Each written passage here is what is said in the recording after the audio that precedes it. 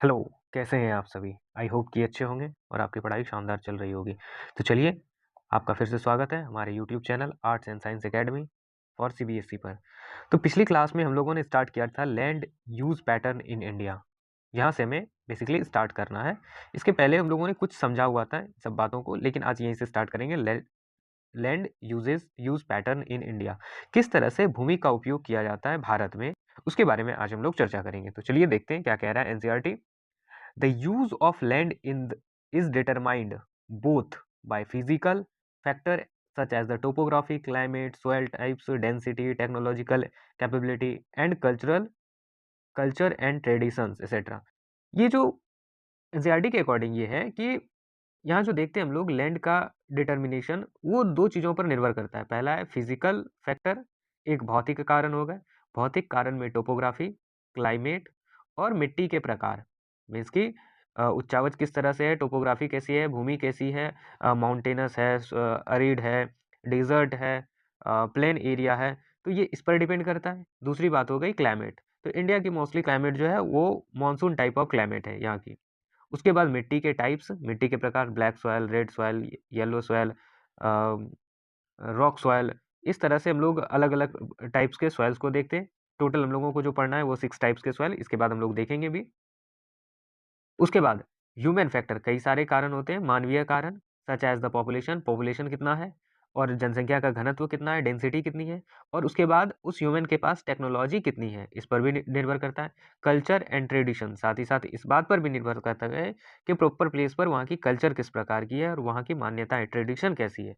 तो चलिए अब आगे बढ़ते हैं, आगे की ओर समझने का प्रयास करते हैं। यहाँ कुछ ग्राफ्स दिए हुए हैं जो पिछली क्लास में हमने आपसे कहा था कि यहाँ आप एक बार दोनों का कंपेयर करना। एक ग्राफ जो दिया हुआ है वो 2019-20 का है, 2019-20 का है, और दूसरी ग्राफ जो पहले दी हुई है वो 1962-61 का है, यानी कि 1960-61 का है। तो आप इसे समझने का प्रयास कर सकते हैं कि किस प्रकार से, अगर यहाँ देखें तो 18.11% ये क्या है, फॉरेस्ट लैंड है, जबकि फॉरेस्ट लैंड 2019-20 के कंपेयर में 1916 और 61 में ये क्या था, कम था, और यहाँ इंक्रीज हुआ। फिर आगे जब चलेंगे, सेकेंड नंबर पे बैरन एंड अनकल्चरेबल वेस्टलैंड, ये 12.01% था, यहाँ घटा। तो कैसे कैसे मॉडिफिकेशन हो रहा है, कैसे चेंजेस आ रहे हैं लैंड को लेकर, लैंड के यूज को लेकर, उसके बारे में ये दो ग्राफ समझा रहा है, दो ग्राफ बता रहा है। तो किसी के रेशियो बढ़े हैं तो किसी का रेशियो घटा है। तो इस ग्राफ को आप एक बार जरूर देखने का ध्यान से प्रयास करें। तो चलिए अब आगे बढ़ते हैं, आगे क्या कह रहा है वो देख लेते हैं। कह रहा है total geographical area of land, sorry, of India is 3.28 million square kilometre. ये बहुत ही इंपॉर्टेंट फैक्ट भी है, आप इसको याद रख सकते हैं कि ऑब्जेक्टिव में कभी कभार पूछ लेता है। टोटल एरिया जो है वो इंडिया का वो कितना है, 3.28 मिलियन स्क्वायर किलोमीटर। बात समझ में आ रही है। Land use data however is available only for 93%। अब यहाँ एक इंटरेस्टिंग बात यह है कि जो लैंड यूज है उसका डाटा केवल और केवल 30% तक ही है हमारे पास, सॉरी 93%, 93% हमारे पास है। इसके पीछे कुछ कारण दिए हुए हैं। Total geographical area because the land usages reported for most of the north east state except Assam has not been done fully. और अगर यहाँ बात करें हम लोग नॉर्थ ईस्ट एरिया की, तो आगे जो ग्राफ दिया हुआ है उसके थ्रू समझ लेते हैं कि नॉर्थ ईस्ट एरिया कौन सा हुआ। चलिए यहाँ बढ़ते हैं। तो ये जो आपको एरिया दिख रहा है, ये वाला पोर्शन, इस पोर्शन को कहा जाता है नॉर्थ ईस्ट एरिया। बात समझ में आ रही है।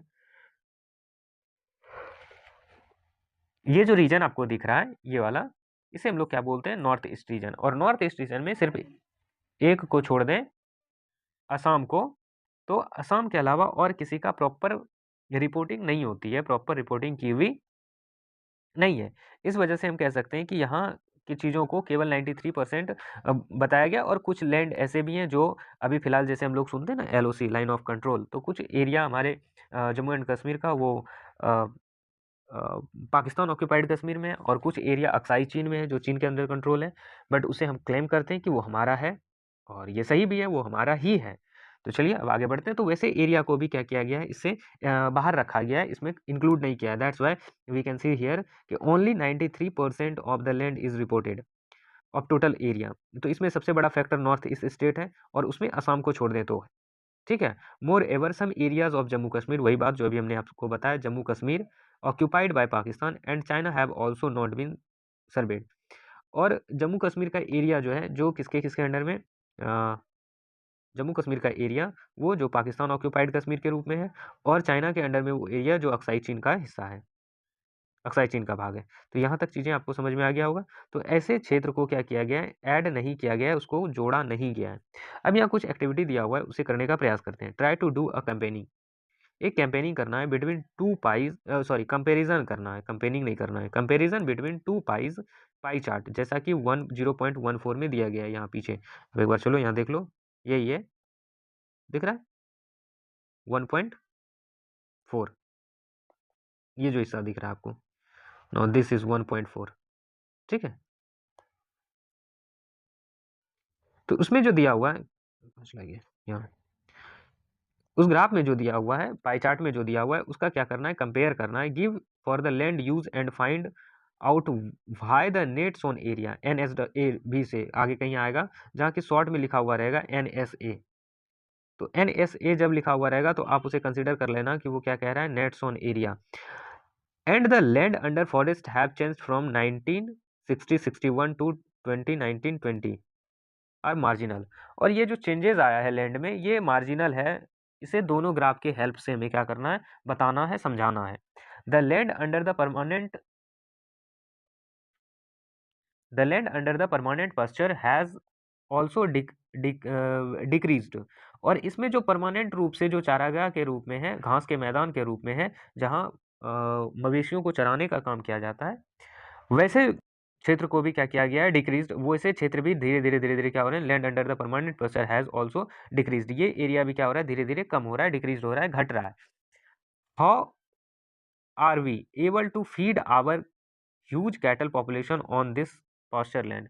और अगर यही सिचुएशन रहा तो फिर हमारी जो इतनी ह्यूज पॉपुलेशन है कैटल्स की, मवेशियों की जो इतनी ज़्यादा पॉपुलेशन है, उसे फिर कैसे फीड किया जाएगा, किसे खिलाया क्या जाएगा, इसकी फिर चिंता बढ़ जाएगी। Most of the other than the current fallow land are either of poor quality और the cost of cultivation of such land is very high. अब यहाँ लास्ट लाइन में ये कह रहा है कि भारत कुछ ऐसे भी लैंड है, करंट फेलो लैंड है, जो वेरी पुअर क्वालिटी, उसकी क्वालिटी क्या है, बहुत ज़्यादा पुअर है। यहाँ पुअर क्वालिटी का मतलब हो गया कि उसकी गुणवत्ता जो है, उपजाऊपन जो है, वो बहुत ज़्यादा क्या है, कम है। कॉस्ट ऑफ कल्टीवेशन, अगर यहाँ की बात करें तो कॉस्ट ऑफ कल्टीवेशन जो है वो ज़्यादा है, अधिक है,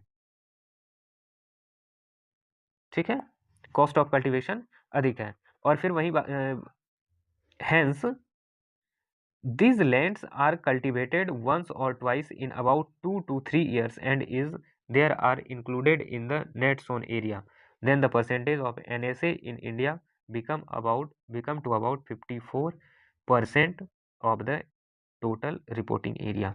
और यही कारण है कि जो फेलो लैंड है, जो अपनी क्या बोलते हैं उसको, अपने पावर को, या फिर उसको कह सकते हैं कि ह्यूमस को, मैन्योर को, प्रोडक्टिविटी ज़्यादा बढ़िया शब्द रहेगा। तो लैंड जब अपनी प्रोडक्टिविटी को डिक्रीज कर देता है, तो फार्मर्स क्या करते हैं, उसे फैलो छोड़ देते हैं। फैलो मतलब खाली छोड़ देते हैं कुछ सालों के लिए, 1 साल 2 साल 3 साल 4 साल, इस तरह से वो खाली छोड़ देते हैं। और फिर जिस बार उसे जब उसे बोया जाता है, उसके अलावा भी, और क्योंकि उसमें कल्टीवेशन किया जा रहा है, इस वजह से उसे क्या किया जाता है, कल्टीवेबल लैंड में काउंट कर लिया जाता है। और ये फिर क्या करता है, उसके रेशियो को गिरा देने का काम करता है। सपोज कर लो कि आपके पास 4 खेत हैं, जिसमें से कि आप 2 खेत को क्या कर रहे हैं कि 3 साल 4 साल में उसमें बीज बोने का काम कर रहे हैं। तो टोटल एरिया तो आपके पास 4 एकड़ का है। खेत के बदले 4 एकड़ शब्द का यूज़ कर लेते हैं। 4 एकड़ है, बट आप क्या कर रहे हैं, उसमें से 2 एकड़ में, 2 एकर्स में जो है वो कंटिन्यूअसली आप कल्टीवेशन कर रहे हैं, और बाकी जो बचा 2 एकड़, इसमें आप क्या कर रहे हैं, ईयरली या फिर आफ्टर 2 ईयर या after a single year, 1 year के बाद या 2 ईयर के बाद, 2 साल के बाद आप उसमें खेती कर रहे हैं। लेकिन कहा क्या जाएगा कि आपके पास टोटल कितनी ज़मीन है? तो 4 एकड़ कंसीडर तो ये किया जाएगा। हाँ, बेशक उसमें कल्टीवेशन नहीं हो पा रहा है, बट काउंट तो किया जाएगा। और फिर ये क्या करेगा, नेट सोन एरिया को आपका डिक्रीज़ कर देगा। सपोज़ कि 4 एकड़ में आपको कल्टीवेट करना था, मीन्स कि प्रत्येक ईयर एवरेज जो है वो कितना कल्टीवेशन करना था? 4 एकड़ कल्टीवेशन करना था आपको। बट आपके साथ क्या हो रहा है कंडीशन, कि आप 2 एकड़ में कल्टीवेशन कर ही नहीं पा रहे हैं, और 2 एकड़ ऐसा हर 2 साल के बाद हो रहा है। मीन्स कि 2 साल आप एग्रीकल्चर उस 2 एकड़ में नहीं कर पाते हैं, फिर तीसरे साल करते हैं। मीन्स कि आपने जो किया 3 ईयर में 4 एकड़ प्लस 2 एकड़ प्लस 2 एकड़। क्यों? पहले साल में आपने चारों एकड़ में कल्टीवेशन किया, फिर अगले साल 2-2 एकड़ को आपने फैलो छोड़ दिया, खाली छोड़ दिया। तो आपने कितने नेट में कितना किया? 2, 2, 4, 4 दूनी 8। आपने टोटल 8 एकड़ में कल्टीवेशन किया विदिन 3 ईयर। बट आपके पास जो 3 ईयर में कल्टीवेशन होना चाहिए था, वो कितना होना चाहिए था? 12 एकड़। बात समझ में आ रही है? क्योंकि आपके पास 4 एकड़ भूमि है, हर साल एक-एक उसमें पूरे में 100% अगर कल्टीवेशन होता है, तो फिर आपको कायदे से 12 एकड़ में 3 साल में कल्टीवेशन करना चाहिए था, बट ऐसा हुआ नहीं। तो ये क्या करेगा? आपके प्रोडक्टिविटी या फिर नेट सोन एरिया को डिक्रीज कर देगा, घटा देगा। बात समझ में आ रही है? चलिए।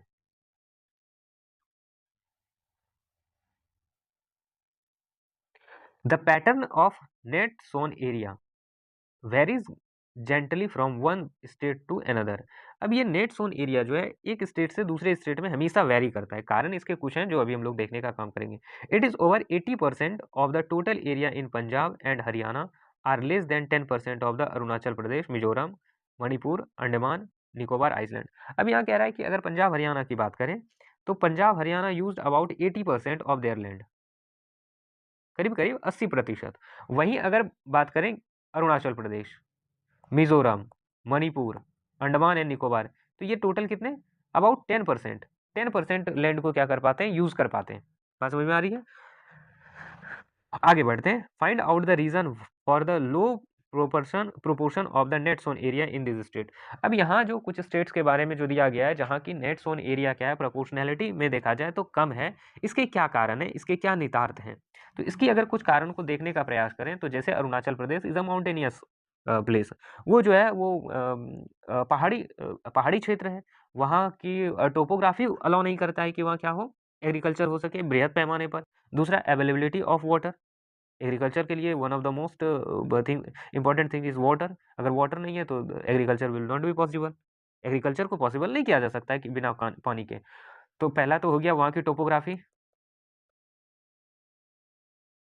टोपोग्राफी। दूसरा क्या हो गया? Water availability.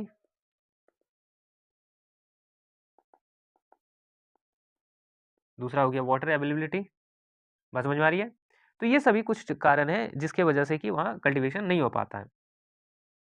फिर जब आगे बढ़ेंगे तो forest area in the country is far lower than the desired 33% geographical area as it was outlined in national forest policy 1952। तो अपने कंट्री में जो नेशनल फॉरेस्ट पॉलिसी बनाया गया था कब? इन 1952। तो उसमें ये डिसाइड किया गया कि जितना भी टोटल एरिया है उस टोटल एरिया का 33% क्या होना चाहिए? 33% विल बी फॉरेस्ट। बट ये अभी तक ये जो आंकड़ा है ये पहुंच नहीं पाया है कि टोटल एरिया, सपोज कर लेते हैं कि नो यू शुड कंसीडर। अब इसको इस तरह से देख लेते हैं, पहले इसे अंडरलाइन कर लें, हाईलाइट कर लें। चलिए ठीक है। अब सपोज कर लेते हैं कि नो दिस इज 100 एकड़। 100 एकड़ इसलिए लिए, नो दिस इज 100 एकड़ geographical area.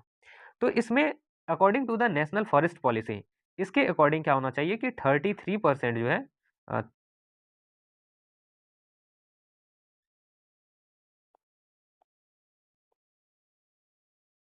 No this land is 100 एकड़, यहाँ लिख लेते हैं 100 एकड़। और इसका जो 33% है, 33% मस्ट बी फॉरेस्ट। मीन्स की एक तिहाई क्या होना चाहिए? जंगल होना चाहिए। और अगर ऐसा सच में हो गया तो फिर इन्वायरमेंट में जो इतने ज़्यादा पॉल्यूशन नजर आते हैं वो फिर देखने को कम मिलेंगे। बात समझ में आ रही है? बट ये अभी तक पॉसिबल हो नहीं पाया। It was the considered essential for the maintenance of the ecological balance, the livelihood of millions of people who live on the fringe of this forest depend upon it। अब यहाँ बात ये कह रहा है कि इसके कारण क्या है कि ये इकोलॉजिकल बैलेंस को क्रिएट करने का काम करता है। फॉरेस्ट जो है वो इकोलॉजिकल बैलेंस को क्रिएट करता है। दूसरी बात ये है कि लाखों लोगों के ये जीविका के साधन है। जीविका के साधन कैसे हैं? जीवन यापन करने का एक बहुत बड़ा जरिया है, बहुत बड़ा साधन है। Specially for tribals people, tribals लोग जो हैं उनके लिए क्या है? जल, जंगल और जमीन, ये बहुत ही ज़्यादा इम्पोर्टेंस रखता है। जंगल उन लोगों का रोज़ी-रोटी का, परिवार पालने का वो एक साधन है। अभी उसके लिए साधन कैसे? जैसे कि लकड़ियों को काटना, बेचना, पत्तों को बीनना, पत्तों के अलग-अलग वो खाने के प्लेट्स बना के बेचना, गम को फाइंड आउट करना, गम निकालना, जिसको गोंद भी बोलते हैं, फ्रूट्स प्लग करके उसे बेचना, उसके बाद फिर और भी कई सारे मेडिसिनल प्लांट्स को निकाल कर एक्सट्रैक्ट करके उसके बाद फिर उसका मेडिसिन बनाकर बेचना। तो ये सभी चीज़ें क्या हैं कि उनके लाइवलीहुड को, जीवन जीने के तरीकों को जीवन में उनके जीवन को सहज, सुगर, समल आसान बनाने का काम करता है ये सभी चीज़ें। तो आगे बढ़ते हैं। A part of the land termed as the wasteland and the land put on the other non-agriculture use। अब कई बार ऐसा होता है कि लैंड जो होता है वो वेस्ट लैंड में कन्वर्ट हो जाता है। वेस्ट लैंड का मतलब क्या हुआ वो अभी समझ लेते हैं। And put the other non agricultural uses, उसे वेस्ट लैंड में कन्वर्ट कर दिया जाता है। बेसिकली ये माना जाता है वेस्ट लैंड का मतलब हो गया बेकार भूमि जहाँ की खेती ना किया जा सके, ठीक है? लेकिन खेती नहीं होता है, उसके बदले में दूसरी दूसरी एक्टिविटीज़ होती है, जैसे कि रियल एस्टेट का बनना, कंस्ट्रक्शन होना, रोड का बनना, और भी प्लेग्राउंड्स का तैयार होना, बिल्डिंग्स का बनना। तो ये सभी चीज़ें क्या होते हैं? नॉन एग्रीकल्चर एक्टिविटीज़ होते हैं। नॉन एग्रीकल्चर एक्टिविटी वो सारे एक्टिविटी हैं जो आपको एग्रीकल्चर से अलग होता हो। फिर आगे जब चलेंगे, वेस्टलैंड इंक्लूडेड रॉक्स। वेस्टलैंड की अगर बात करें, व्यर्थ भूमि की अगर बात करें, अचेत भूमि की बात करें, तो वो फिर क्या है कि जो इंक्लूडेड रॉक्स हैं, चट्टानें, वो एरिड, सैलिनिटी से भरा हुआ, और उसके बाद desert area, and land put under the non agriculture use including the settlement, roads, railway, industries etcetera. ये सभी चीज़ों की अगर बात करें तो ये सभी को मिलाकर क्या बनता है? ये वेस्टलैंड मीन्स कि जहाँ एग्रीकल्चर एक्टिविटी नहीं हो पा रही है, नहीं हो पा रही है या किया नहीं जा रहा है। अब सपोज कर लो कि जहाँ रेलवे सेटलमेंट हो गया, ह्यूमन सेटलमेंट हो गया, मीन्स कि मानव की बस्तियाँ बस्तियाँ बस गई, तो अब वहाँ लोग अपने घर के नीचे, घर में तो एग्रीकल्चर करेंगे नहीं, या घर को तोड़कर तो एग्रीकल्चर किया नहीं जाएगा, तो that land will be free from क्या? एग्रीकल्चर। वहाँ एग्रीकल्चर अब पॉसिबल नहीं है। रोड, अगर रोड कंस्ट्रक्ट कर दिया गया तब भी नहीं हो पाएगा। रेलवेज, रेलवे कंस्ट्रक्ट कर गया तब भी नहीं हो पाएगा। इंडस्ट्रीज, इंडस्ट्रीज, अब जितने भी कल कारखाने हैं, कल कारखाने में तो एग्रीकल्चर एक्टिविटी नहीं की जाती है, उसे तो वहाँ मास प्रोडक्शन किया जाता है, etcetera. Continuous use of land over the long period of time without taking the appropriate measures. अगर लंबे समय तक हम क्या करते हैं? लैंड को यूज करते हैं और उसका अप्रोप्रिएट मैनेजमेंट नहीं करते हैं। अप्रोप्रिएट मैनेजमेंट का मतलब हो गया कि सही तरीके से उसकी देखभाल अगर नहीं करते हैं, तो then that become trouble for us, और उसके बाद धीरे-धीरे वो क्या होता है हमारे लिए समस्या का कारण बन जाता है। Major to the conserve and manage, it has resulted in the land degradation, और फिर जब उसे हम लोग बेहतर तरीके से मैनेज करने का काम नहीं करते, तो then that promotes the degradation, land degradation, भूमि अपक्षादन, लैंड डिग्रेडेशन। जहाँ फसल नहीं उगेगा वो सारी क्रियाएं होनी शुरू हो जाएगी। This is turn turn has serious repercussion in society and the environment. और ये जो बातें हैं ये बड़े ही पैमाने पर, बृहद पैमाने पर क्या है, एक बहुत बड़ी समस्या है, रेपरकशन है। तो जो एड्रेस किया जाना चाहिए सोसाइटी के लिए भी और इन्वायरमेंट के लिए भी। और ये जो मिट्टी का क्षादन होगा, भूमि डिग्रेडेशन होगा, सॉइल इरोजन होगा, तो ये सभी चीज़ें क्या करेगी? At least they will impact our life means human life. हमारे ही जीवन को क्या करना है? अंततः हमारे जीवन को ही प्रभावित किया होगा, हमारा ही जीवन प्रभावित होगा। तो चलिए यहाँ तक आपको चीज़ें समझ में आई होगी। अगर आप हमारे साथ बने हुए हैं तो आपका बहुत बहुत धन्यवाद। फिर मिलते हैं अगली क्लास में, जो हम लोग करेंगे land degradation and conservation measures. ये हम लोग नेक्स्ट क्लास में करेंगे। यहाँ तक आप हमारे साथ बने रहे, आपका दिल से धन्यवाद। चलिए इसके साथ ही साथ आपको एक बड़ा वाला थैंक यू बोल देते हैं, क्योंकि आप हमारे साथ बने रहे, इसलिए आपका थैंक यू बनता है।